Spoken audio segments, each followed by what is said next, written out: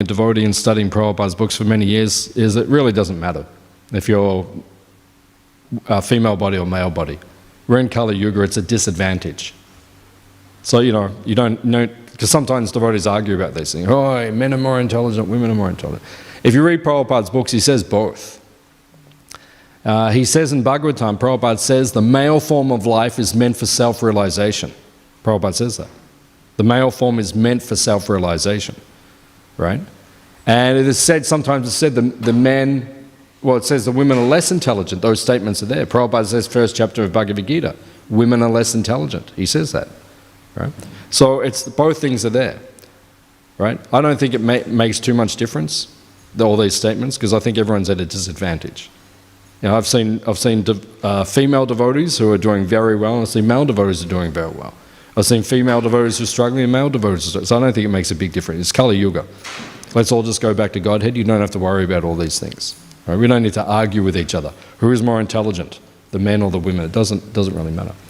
However, Prabhupada does say that the male form is especially for self-realization. The brain has two sides. One is emotional, one side is emotional, the other side is rational. Right? So one side is for creativity, it is for artistic pursuits, it is for emotions. The other side is rational, right? It's for intellectual pursuits. So men, when it says that men are more intelligent, you could say a man is more intelligent when he's on the intellectual side of the brain. But when he's on the other side of the brain, where he's just governed by his emotions, he's not necessarily more intelligent. So we could take it like that, that is how a man is more intelligent. Women, their brains work both sides simultaneously. They're doing the rationality and they're doing the emotional. That's why it says, when it says in the statement, sometimes Prabhupada says women are less intelligent. And sometimes, we're trying to bring someone to the Hare Krishna movement, a woman, and then she reads that, and then she needs an explanation. Because that's not a very good sales pitch, right? Please join us. You're less intelligent, but please join us. Come and be a part of our wonderful, loving movement. You're less intelligent, but please. So when someone reads that, and they say to me, what does that mean? I explain it like that. I explain that, there are two sides of the brains, and women operate on both simultaneously. And women in general, I would say, are more emotional than men. Is that a fair statement? Well, tell me, because if I'm saying the wrong thing, is it fair or not? Yeah, most of you are saying it's fair. Women are generally more emotional, generally. I mean, men can be completely irrational, so, it's not, once again, in Kali Yuga, these things are somewhat balanced out, but generally, women are more emotional than men.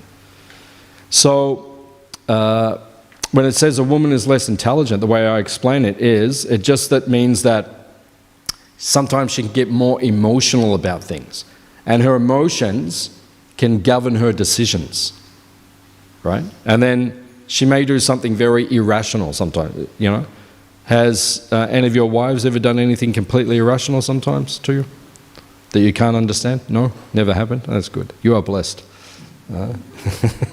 Krishna is blessing you. But my experience with women is sometimes completely irrational. Sometimes they're just upset with you for no reason. And even in Krishna's pastimes, if we want to lend some authority to this, it actually states in the writings of the Goswamis, sometimes Krishna is having prasadam with Radharani, and she stops talking to him, and she goes into man. Man means jealous anger, without a cause, without a reason. Right? And Krishna's sitting there and he's thinking, what happened? We were having prasadam, now she's not talking to me and she's upset with me and I didn't do anything. All I did was ate one pakora and now she's upset. Right? So this is, it happens there in the female energy, starting from the divine female energy and then passing down. Does that sound reasonable? Okay, that's good. I don't want to create a controversy or get into trouble.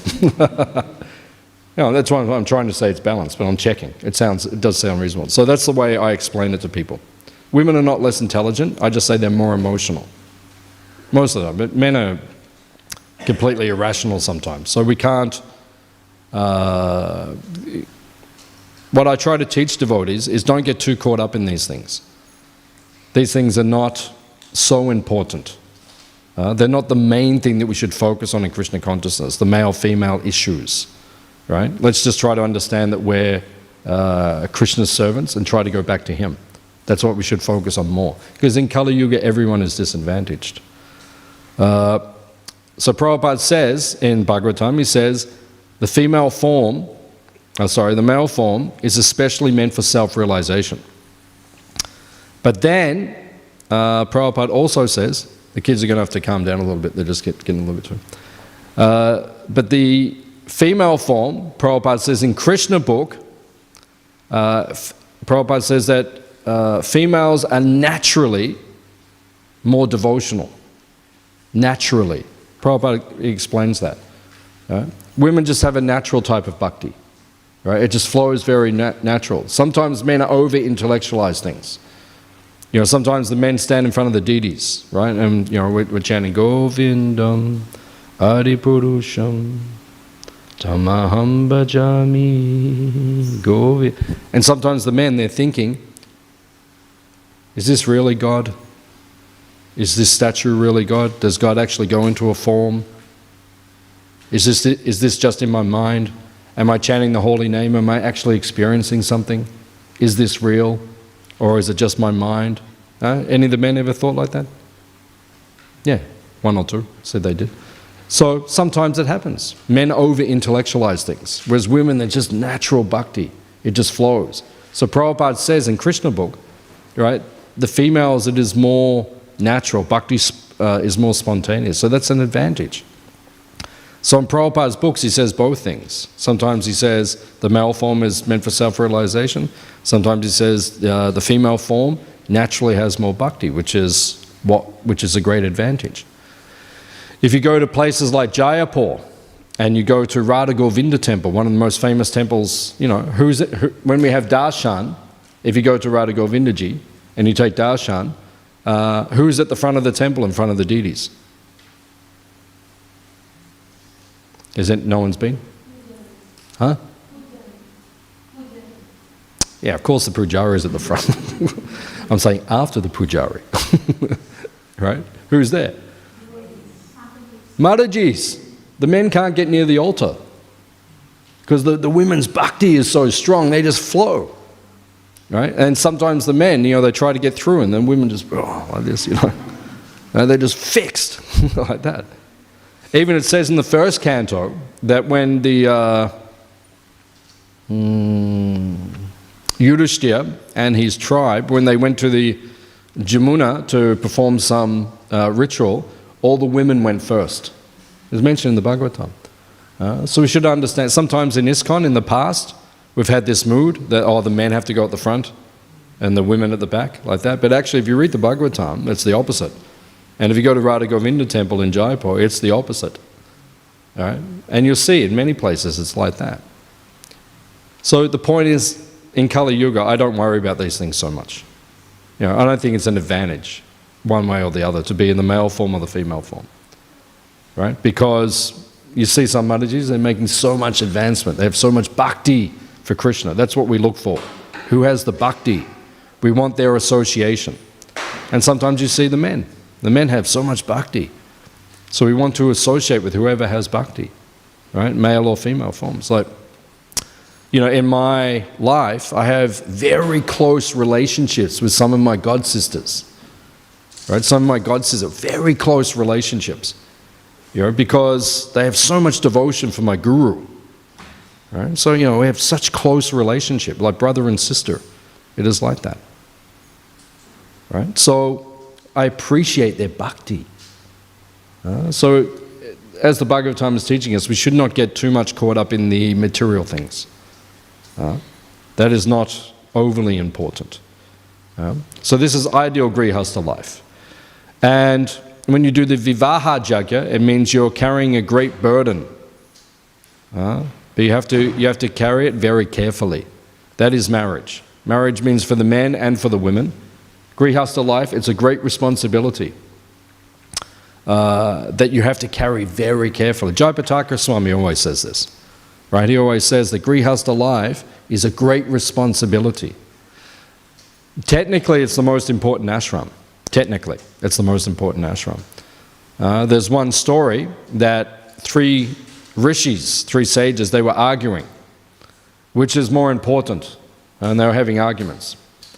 So they were saying, which yuga is the most important? One was saying, Satya Yuga is the best. One was saying, Treta Yuga is the best. The other one was saying, Dwapara Yuga is the best. So they went to Vyasadeva, Mahamuni, Vyas. They went up to Bhadrik Ashram. He still lives there. Vyasadeva still lives there. Madhvacharya, many centuries ago, went there to learn Bhagavatam from him. He's still there. I mean, we can't see him because we don't have the eyes to see Vyas, but those who have the eyes, they can see Vyasadeva. So he's still there. So the 3 rishis, they went to Vyasadeva, and he was taking bath in the Ganga. So while he was taking bath, he was dunking down under the water, and then he came up. So when he came up, right, they said to him, which is the best yuga, Satya, Treta, or Dwapara? And what did Vyas say? He went down underwater, he came up, he said, Kali. Kali is best. Why is Kali Yuga best? Because you could go back home, go back to Godhead in 25 years, or 50 years, or 3 years, or two days. Or Bhagavatam says 1 moment. Right? 1 moment in our life is the most important. Which moment is that? The day we get married. No, it's not that one. That's second most important. No, that's third actually. Actually, it's fourth. But the most important is the time of death. That 1 moment, that's going to be the most important. Satchidananda Swami actually said, I heard him say a couple of years ago, he said, if at that moment you can just say to Krishna, Krishna, I am yours. That's enough. You will go to Goloka. Right? If you say, Krishna, I am yours, that's enough. Like Prana Prabhu. He just passed away. He said, I want to be with Krishna. I want to be with Krishna. Right? That's the moment, just at that moment. If that's your consciousness, then you go to Krishna. So that's why Kali Yuga is best. Because in Satya Yuga it takes 60,000 years to become self-realized. That's a long time. It's better, 60 years is better. Kali Yuga is the best. Kali Yuga ki?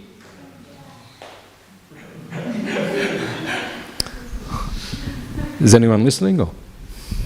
Okay. As you like, as you like. So, why is Kali Yuga best? Because of Nityananda Trayodasi. Was anyone here for Nityananda Trayodasi? What day was that? Last Thursday. I was at the farm. We had a very nice festival at the farm. There was only 10 of us, but it was a very nice festival. But then here you had, Maha Festival. This is one of the best temples in the world. Best places to be on any festival. If you can get in, then it's the best. So in this, on Nityananda Trayodasi, we were studying about Nityananda Prabhu. I was listening to lectures by Indudumna Swami and Amarendra Prabhu, and I was listening while I was doing my puja and everything in the morning. And the point came out that no one is more merciful than Nityananda Prabhu. No other incarnation of God is more merciful. So this temple is called Melbourne Mahaprabhu Mandir. We have Gaur Nitai here. Gaur Nitai here are made of solid metal, right? 8 different kinds of metal, right? Solid metal. In the whole world, they are the biggest solid metal deities on the planet except for Panchatattva in Mayapur. Right? They made them in Navadvip and then they were shipped here. They weigh half a ton each. Half a ton. One deity, half a ton. 6 men to carry one deity, to pick them up and place them. And then Srila Prabhupada himself in 1975, right there, Prabhupada installed them. Right? Just like sometimes we go to the holy dhams, we go to Mayapur and Vrindavan and Puri, and you go to these ancient temples where the deities were installed or worshipped by particular acharyas. You go to Jaipur to see Radha Govinda, who was worshipped by Srila Rupa Goswami Pad in Jaipur. You can see, you can go. So we travel so far. So this is a place of pilgrimage. My good friend Atul Krishna Prabhu just came here last month, and I wrote to him, I said, good to see you, thank you for coming. He wrote back to me and said, it was a pilgrimage. It was a pilgrimage to come again and see these deities. We take for granted because we're here every day. Oh, there's Gaura-Nitai, there's Radha Vallabha. No, these deities are the most beautiful deities in the universe. Show me any Radharani in the universe more beautiful than this. You show me. Anyone. Huh? We are biased. We are bridge buses. Yeah. We are bridge buses. No one is more beautiful in the whole universe than this Srimati Radharani. She comes, the demigods come from all over the universe just to see this Radharani. You don't know who comes in here at 9 o'clock at night. You just see people standing here. You don't know who they are. They come to see her. All over the universe they come to see. You don't know. So, we're the most... And Jagannath Balaram Subhadra, I've never seen a more beautiful Jagannath Balaram Subhadra anywhere. I've never seen. These are the most beautiful deities in the universe.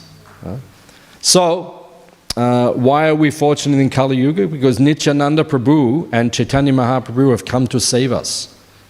Parama Karuna. Prabhupada cried when he sang that song. On several occasions. Parama Karuna. The Kali Yuga is the best. Because the most merciful personalities, the most merciful forms of God, they appear to deliver us. So Kali Yuga is the best. So they asked Vyasadeva, what is best? Which yuga? He said, Kali Yuga ki? Yeah, that's better. You have to get into Kali Yuga. You have to get into it. Kali Yuga is the best. So then they asked him, which is the best? And then they said, which of the Varnas is the best? One was saying Brahmana, one said Kshatriya, one said Vaishya. They were arguing. They said to Mahamuni Vyas, which is best? Brahmana, Kshatriya, Vaishya. What did he say? He went underwater, he came up, he said Mataji is best. Mataji is best. Why? Because as we said, Prabhupada says in Krishna book, the women just have natural bhakti. Men over-intellectualize things. Right? The women just have natural... There's Krishna, I love him. That's it, bas. That is Krishna consciousness.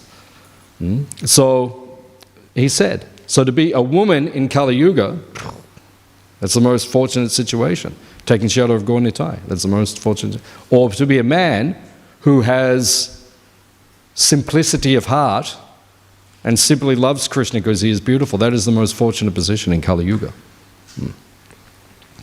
So then he said, which ashram is the best? So the sages were arguing. Which ashram is best? Sannyas, Vanaprasth, or Brahmachari?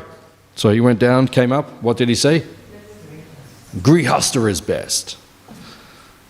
Right? Jayapataka Swami always says this, very responsible ashram. Why? Because you have to look after all the other ashrams. The brahmacharis, they only sustain from the grihasthas. All right? The sannyasis, because everyone needs to eat, and the grihasthas make the prasad, and then they feed the renunciants. That's the system. So without the grihasthas, everything falls apart. So in Kali Yuga, Bhaktivedanta Thakur says grihastha ashram is very good. It's very good. It's mutually reciprocal, right?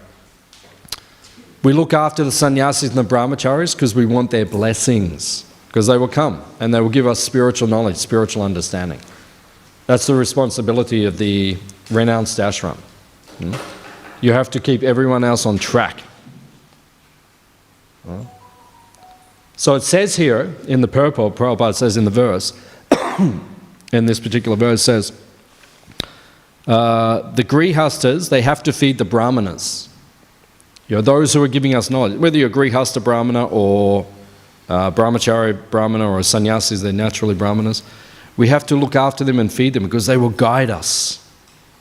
So that's grihasta responsibility. Look after them. And actually it says here, Prabhupada explains in the purport, Krishna is more pleased when you feed the brahmanas, when you offer prasad to the brahmana, even more than himself. Krishna says, Go brahmana hitaya cha. If you want to please God, you have to serve his devotees. Krishna says to Arjuna in Adi Purana, one who says he is my devotee, he is not my devotee. One who says he is the devotee of my devotee, he is my devotee. Krishna says to Arjuna. Krishna says, Go brahmana hitaya cha. The brahmana, we should serve him. That will give Krishna greater pleasure. He's more dear than so we serve the devotees if we serve the brahmanas. And then Prabhupada says, even more important is serving the cows. Go brahmana hitaya cha. Right? Nothing gives Krishna more pleasure than serving his cows. You have to serve his cows. We're fortunate because we live with Krishna's cows. Down at Hare Krishna Valley, we live with them. It's so important to serve them, to serve Krishna's cows. Actually, there's one intimate pastime with Radha and Krishna where Srimati Radharani, she finds out that Krishna is going to Mathura. Right? It's a heartbreaking pastime, lila. She hears, he's going now to Mathura. So she's at Vashana and she sits on her throne because she's a princess. So she sits on the throne and she just cries. She can't speak, she just cries. She's so hurt that Krishna is leaving. So Krishna, because they are connected, they are one soul, two bodies, but they're one soul. Prananath, Krishna is everything for Radha. Radha is everything for Krishna. So Krishna knows how upset she is. So he appears there. He doesn't even walk there. He just manifests right there because she's so upset, so emotional, he just appears. Just suddenly he's there. And she looks at him, she's crying, and she says, why? Why are you going? Why are you leaving now? And then Krishna says to her, to console her, Krishna says, I will come every day to see you. Every day I will come. Even though it says in Bhagavatam he went to Mathura, he did not come back, actually he came every day. He appeared every day for Radharani because her love was so strong. Every day he manifested. Right? But when he came, every day, he made a vow to her. He said, I swear to you, I promise you I will come every day. He said, I swear on my cows. I promise you. Right? In front of my cows, I promise you. That shows how much the cows mean to Krishna. So if you want to please Krishna, you have to serve the Brahmanas, the Vaishnavas, and the cows. Right? That is how we become Krishna conscious. And actually I was studying on Nityananda Prabhu's appearance day. Bhaktisiddhanta Saraswati Thakur says, Lord Chaitanya's mission in Chaitanya Bhagavat, he says, Lord Chaitanya's mission can be encapsulated in 3 points. What are the 3 points? If you take all of Lord Chaitanya's mission, you condense it into 3 points. What are the 3 points? Only 3 things. Namaruchi. Namaruchi means Lord Chaitanya's mission is that you have to develop a taste for chanting the holy name of Krishna. That's Lord Chaitanya's Sankirtan movement. Right? You're not a follower of Lord Chaitanya if you do not develop a taste for chanting the holy name. You have to develop a taste. Then you're a true follower of Lord Chaitanya. Actually, Lord Chaitanya says, if you want to capture my heart, you have to become a lakpati. You have to chant 64 rounds a day. Chaitanya Mahaprabhu says that. If you want to capture my heart, you have to chant 64 rounds every day. Which Prabhupada mercifully, he was speaking to Mukunda Maharaj. He said, I want you to chant 64 rounds. And Mukunda Maharaj just looked at Prabhupada. Prabhupada said, okay, 32. And he was still, and then he said, okay, 16 minimum. So Prabhupada gave us the 64, he brought it into 16. So Nam Ruchi. Second is Vaishnav Seva. Lord Chaitanya's whole mission is Vaishnav Seva. Vaishnav Seva you can expand. Brahmana Seva, Go Seva. Vaishnav Seva. Like that. Serve the cows, the Brahmanas, the Vaishnavas. That is Lord Chaitanya's mission. If you don't serve devotees, you're not a follower of Lord Chaitanya. Sometimes devotees said to Prabhupada, Prabhupada, I can serve you, but I can't serve this devotee. Prabhupada said, love me, love my dog. And you have to serve the devotees. And then third thing is Jivadaya. Jivadaya means you have to give mercy or compassion to the conditioned souls, the jivas. We have to spread the Hare Krishna movement. Prabhupada said it is the family business. You're in ISKCON now, you have to go in the family business. What is the family business? Preaching Krishna consciousness. You have to give Krishna Jivadaya. So these three things, that all of Lord Chaitanya's mission is just in those three items. Nama Ruchi, Vaishnav Seva, Jivadaya, Kali Yuga Ki. Thank you very much. Please come again. Any questions or comments? From the esteemed audience.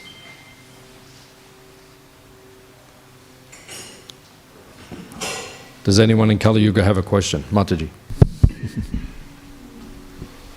Transcendental microphone key. Jai Ho. Over here, over here. Hare Krishna, Prabhu, thank you for the nice class. Prabhu, you mentioned how the Matajis are more emotional and the men are more intelligent. But it hardly matters because we see in this Kali Yuga, whether we're intelligent or emotional, whether we're a devotee, we will always have the 4 defects. So, we will have the propensities for cheating, we have illusion. So, in those things, how can we serve devotees nicely with having those 4 defects?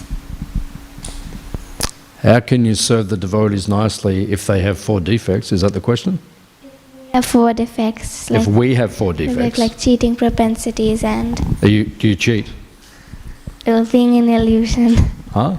Being in illusion. Yeah, everyone's got that. So what's the question? I don't understand the question. How can we serve devotees nicely with these 4 defects within us? Just go and give them some prasadam. We've all got 4, the question doesn't make sense. We've all got 4 defects.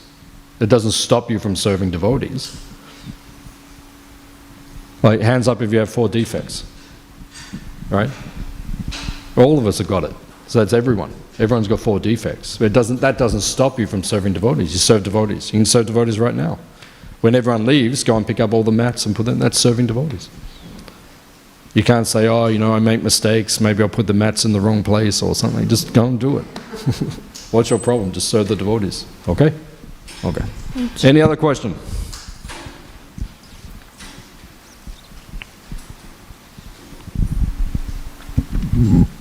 Is there any difference among devotees, men and women? It's depending on the individual, right? It's some people, I think if they are proportional, if they are more surrendered, whether man or a woman, if they are more surrendered, they are more intelligent. If they are less surrendered, it's proportional to how much they are surrendered. Is that right? Yeah, that's the whole class I just gave. Thank you, Prabhu. Hare Krishna. I just spoke about that for half an hour. It doesn't matter whether you're a man or a woman. Any other questions? Yeah. Up here. Put it there. No, put it near your mouth. Why is it not working? Okay, just speak. It's okay. I've noticed that ladies who are from Indian background, they're very attached to the deities. They like attending Aarti and just seeing the deities. They may not have much knowledge as we do in ISKCON. And we learn in ISKCON that through knowledge we develop attachment to the deities. So I always wondered, how do they have so much attachment? I have friends who they come here and they just can't take their eyes off the deities throughout the afternoon, but they don't follow any regulation and saying studying deities. Yeah. I always wondered that how come I don't feel that way, even though I'm having some knowledge. Yeah, it's a good question. So the question is, why is it that some people, Indian people, they come to the temple, they have so much bhakti, or so much apparent devotion to the deities. They're so attached during the arti, they're transfixed on the deity. But then Mataji is saying she's in ISKCON and she has more knowledge than them, she follows more principles than them, but she doesn't feel like she has as much attachment to them. So the reason they have so much attachment is because when you're born in Bharatvash, when you're born in what we call India, it's a superior birth. It means you've made spiritual progress previously to be born there. It's a superior birth. So that's why they naturally are inclined towards the deities and so forth, because they come and they have so much bhakti. It's already there. Prabhupada said the people from India, they are very close to Krishna, but they are looking away. All you have to do is just turn around and, oh, there's Krishna. It's easy. Whereas the Western people are further away. It takes time to close the gap because they have so many doubts and so many things. So then the second point is, why is it that I don't have? I follow all the things, I chant the rounds and I follow the regulative principles and I practice. Why don't I have the devotion when I'm in the darshan of the deities that they have? So that is your problem. Do something about it. You should have that. You're born in India, so you're already inclined like that.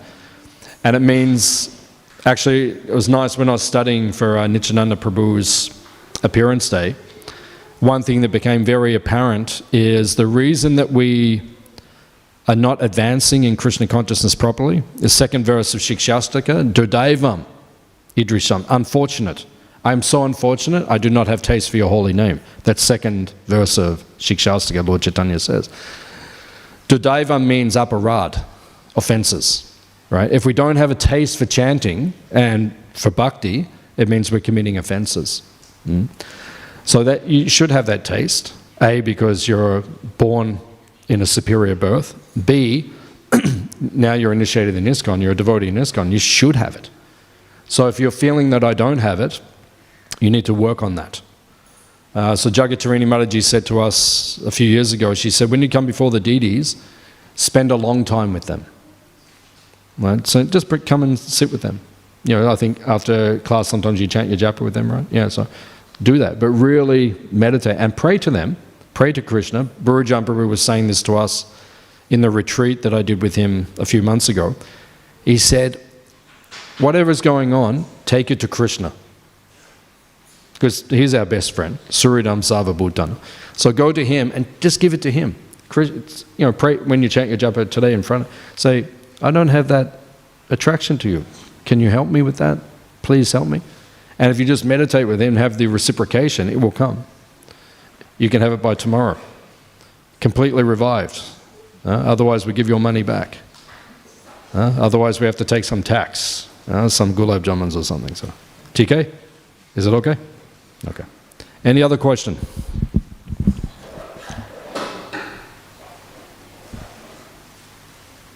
Okay. Srila Prabhupada ki jai. Gauranga.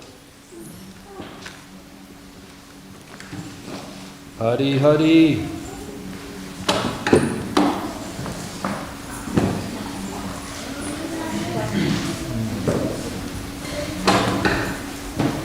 Krishna.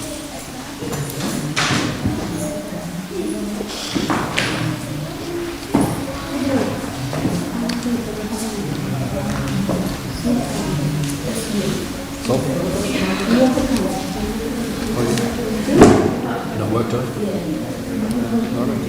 office. What's the job? Almost every day. I set up a good performance environment, so nobody touched me. The directors were always there. But it happened in a different way. I was also telling them to come out of it. So he has orchestrated a beautiful party that I didn't lose anything. But cutting a long story short, I managed to get 3 weeks, 3 months of paid leave from that company. That's it. I tried to do something and I also worked in my advantage, whatever we did. So I went on leave. But I had to just hand over to someone. But after that I'm planning to come out. So it's like where Rupert's not went to round cake. That example. Yeah, I went to round cake. Supposed to be doing something without hearing the jazz. That's exactly what I'm saying. So we follow in the footsteps of the Siddha Raja. Yeah, I think Prabhu had told me at that time 54, 55 days. So I'm a bit, Time is time. time is coming. If not now, I'll never do it. So Krishna has orchestrated a very beautiful way after I came back to India. It's amazing how he works. I worked from India for 2 weeks. I had a cataract surgery in my eye. But because one of my colleagues' daughter, she attempted suicide in Coimbatore. So he went on urgent leave and the customer had nobody. So despite I still worked. Instead of rewarding me, the company tried to punish me, saying that why did you work doing everything without permission?